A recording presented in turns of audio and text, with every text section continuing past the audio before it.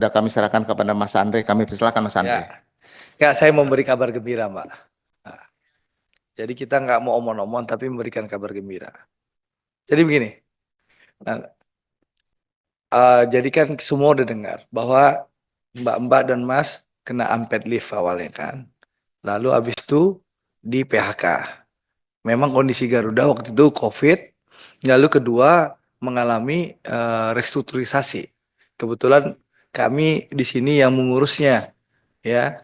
Kita bentuk Panja Garuda, Panja Penyelamatan Garuda. Karena perusahaan Mbak ini secara secara seharusnya udah pilot nih, perusahaannya udah bangkrut. Tapi kami di DPR berkolaborasi dengan pemerintah bahu-membahu menyelamatkan Garuda sehingga Garuda sekarang kembali terbang. Nah, nanti kita akan bikin kesimpulan yang akan merekomendasikan Mbak-mbak dan Mas untuk menjadi prioritas, ya, kalau ada rekrutmen baru. Itu satu. Yang kedua, saya ingin memberikan kabar gembira. Presiden Prabowo punya rencana kebijakan, Saudara Wamildan, Dirut Garuda sudah dipanggil, ya, akan ada tambahan pesawat baru untuk Garuda, ya.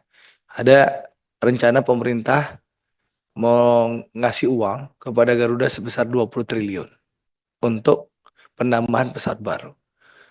Mayoritas untuk domestik, sisanya nanti ada penambahan wide body untuk trayek umroh dan haji. Ya, jadi peluang Mbak-mbak dan Mas untuk kembali direkrut sangat besar. Ya, nanti Presiden yang akan mengumumkan rencana ini, termasuk manajemen Garuda yang akan menjelaskan bahwa ini program yang akan dilaksanakan oleh pemerintah Presiden Prabowo. Jadi tidak usah khawatir, pasti akan ada rekrutmen kembali untuk awak kabin, termasuk pilot-pilot, ya. Nah, untuk itu nanti akan kita rekomendasikan. Jadi harapan Mbak-mbak dan Mas untuk kembali bekerja itu terbuka di era zamannya Presiden Prabowo Subianto, ya. Jadi tidak usah khawatir, nanti kita akan rekomendasikan sehingga Mbak-mbak dan Mas yang pernah bekerja di Garuda bisa mendapatkan prioritas untuk dipekerjakan kembali, ya, karena sudah punya lisensi, punya pengalaman, mengetahui budaya kerja di Garuda, dan juga selama ini dikontrak oleh Garuda untuk menghadapi musim haji, betul kan? Jadi tidak terlalu sulit untuk kembali direkrut menjadi pegawai Garuda. Lalu Ibu Restu, teman-teman ini mungkin gajinya UMR, tapi pramugari itu dapat uang terbang ya. Dan Garuda, setahu saya, itu lebih Berapa kira-kira take home pay-nya?